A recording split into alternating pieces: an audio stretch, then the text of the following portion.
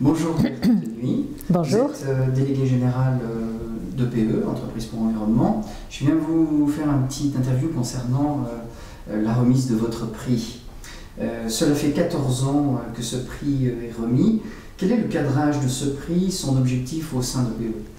Alors EPE, donc une association des grandes entreprises françaises, le think tank environnemental, les entreprises travaillent ensemble avec leurs directeurs développement durable, environnement et leurs équipes à mieux intégrer l'environnement, climat, biodiversité dans leurs stratégies et dans leurs opérations.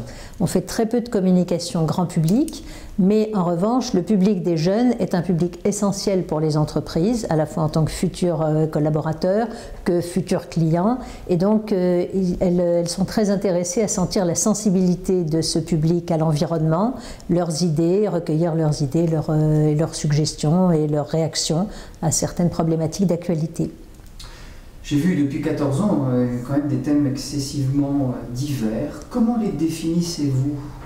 C'est les thèmes d'actualité qui sont dans le débat public au moment où on le lance. Et on a pris, donc effectivement, l'environnement est partout et on peut couvrir tous les sujets. On a pris des sujets beaucoup sur le climat. On en a fait un par exemple, comment vivriez-vous bien avec 4 tonnes de CO2 ou 2 tonnes de CO2 à l'époque, il y a une dizaine d'années déjà.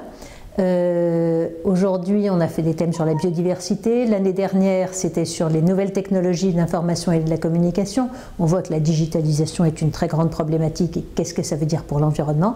Et cette année, on a rebondi sur le manifeste pour un réveil écologique qu'ont lancé 25 000 étudiants de grandes écoles et on a voulu aller plus loin dans ce dialogue avec eux, recueillir leurs idées, leurs suggestions sur comment ils vont en pratique verdir les entreprises dans lesquelles ils vont s'engager. Alors justement, ces thèmes sont assez souvent des appels à des réponses pratiques ou voire scénarios prospectifs. Que deviennent toutes ces idées année après année? Est-ce que parfois c'est la porte à l'entrepreneuriat également? Oui, parfois il y en a qui ont donné lieu à des vocations et on est très content de voir de temps en temps grandir des jeunes qu'on a primés parce qu'ils ont poursuivi sur leurs idées.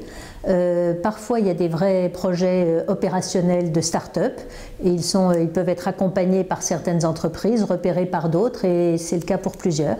Et parfois les jeunes viennent avec des idées pour le prix et puis finalement ils se rendent compte que ça pourrait être une entreprise et l'année dernière on a primé par exemple René, l'atelier mobile qui fait du recyclage de téléphones portables, enfin un peu plus sophistiqué que ça, comme son nom l'indique, c'est l'atelier mobile et qui est en train de se monter comme entreprise accompagnée par certains des membres d'EPE. Donc effectivement on est très content quand ça a des conséquences concrètes, mais dans tous les cas on pense que ça sensibilise et que ça attire l'attention de ce jeune public sur les questions d'environnement.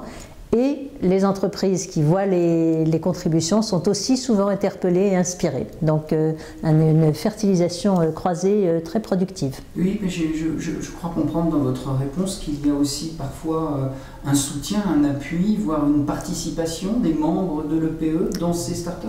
Ça a pu arriver. On peut citer par exemple une entreprise qui s'appelle EcoCup et que Michelin accompagne en technologie.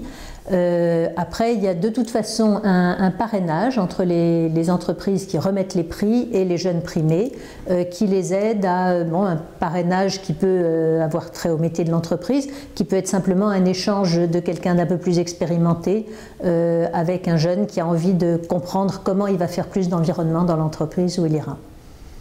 Oui, nous étions en train de parler des attentes formulées par les entreprises et comment les jeunes aussi de leur côté apportent un certain renouveau, une nouvelle vision. Les jeunes ont effectivement passé leur jeunesse. D'abord, il y a plusieurs modes de vie. Des jeunes de 18, 20, 25 ans, étudiants, ont un mode de vie assez différent des jeunes de 25 à 30 qui sont déjà jeunes actifs, parfois avec famille, et donc qui ont une autre façon de pratiquer l'écologie et d'autres besoins. Il y a des grandes différences. Par exemple, la mobilité en voiture n'est pas du tout l'apanage des jeunes de moins de 25 ans. En revanche, eux, ils prennent l'avion beaucoup plus facilement que ceux qui sont installés en famille, par exemple. Donc, on voit des attitudes et des approches assez différentes et c'est ça qui fait l'intérêt du prix. De leur côté, donc, les entreprises sont contentes de cette diversité et des idées également diverses qui sont inspirées par ces modes de vie. et on voit que les jeunes réagissent à leur propre vie sur ces questions d'environnement. Et LCI, donc, qui est le partenaire du prix, partenaire d'EPE dans ce prix, est aussi assez intéressé, tout à fait intéressé par ce retour des jeunes et en profite pour mettre dans le débat public et dans ses émissions un certain nombre de thématiques environnementales liées au sujet de l'année. Très bien. D'un point de vue de l'EPE, comment est-ce qu'on peut étendre au sein des écoles et des universités la sensibilité des étudiants sur le sujet environnement ? Eh bien, on peut faire le prix étudiant et faire le prix jeune pour l'environnement de PE-LCI, en parler, aller sur Internet, le diffuser aux personnes qu'on connaît qui pourraient être sensibilisées. Il y a tout un mode d'emploi. Le mode d'emploi est assez simple et il est évidemment accessible en ligne à partir du site de PE. Et on peut le faire, ce qui est intéressant, c'est qu'on peut le faire tout seul ou on peut le faire en groupe, donc on peut en parler autour de soi et ça amène en général à réfléchir à des comportements et à ses propres attitudes, donc on ne peut que recommander au maximum de jeunes de s'engager dans cette démarche. Oui, vous parliez justement du travail sur l'opinion publique et de l'intérêt de LCI.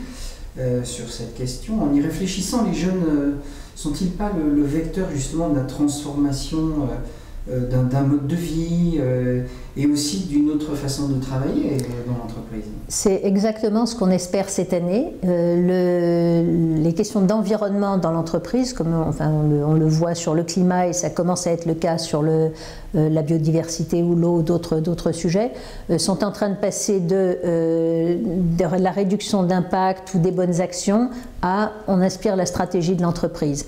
Et il nous semble que ce que les jeunes du Manifeste pour un réveil écologique attendent, c'est que ce mouvement s'accélère.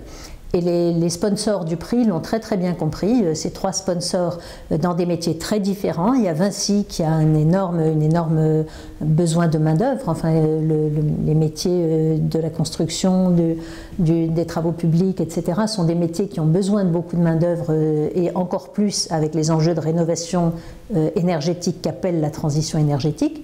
Donc ils sont très intéressés de voir comment les jeunes abordent ce sujet.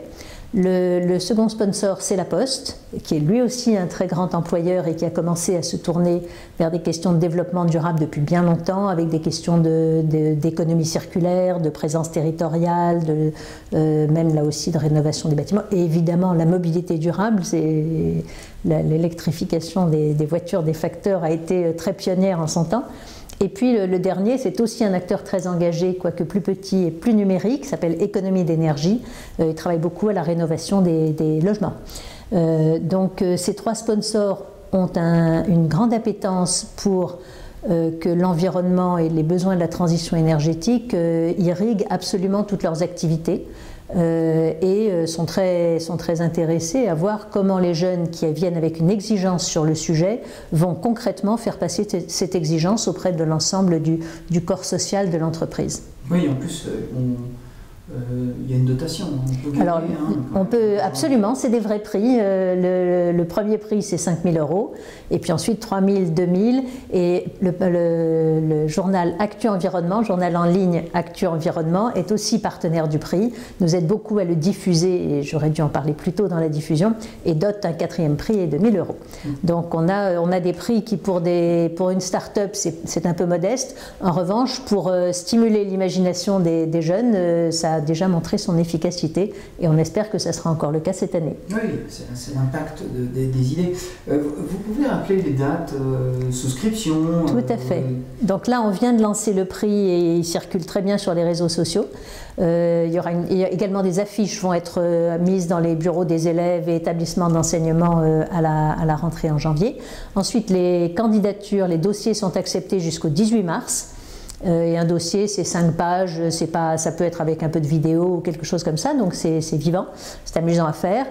Ensuite, il y a un jury qui va travailler sur la shortlist, la finale, et il y a une soutenance finale et la remise des prix le 13 juin. Voilà, donc toutes ces dates sont sur le site EPE, il y a un mode d'emploi bien clair, et on espère effectivement avoir beaucoup de jeunes intéressés qui déposent des dossiers le 18 mars. Très bien, et en effet, c'est très stimulant et on espère qu'il y aura de très bonnes idées, beaucoup Voilà. de candidatures.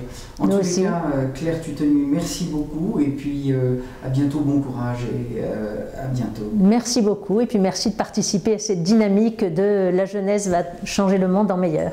Ça, c'est sûr.